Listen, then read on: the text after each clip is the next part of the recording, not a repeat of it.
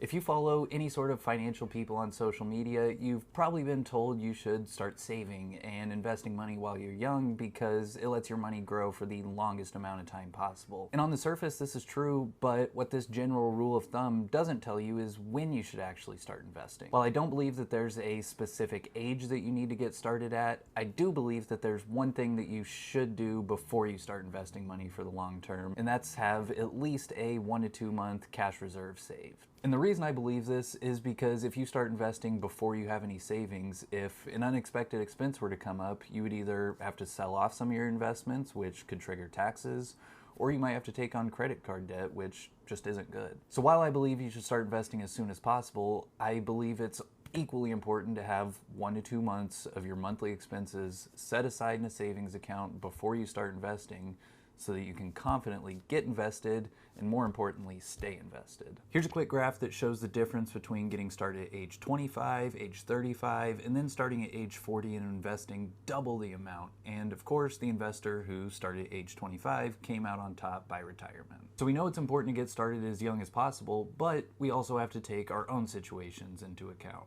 So, for example, if you work a 9-to-5 job right now and you're not really sure what you want to be doing in the future,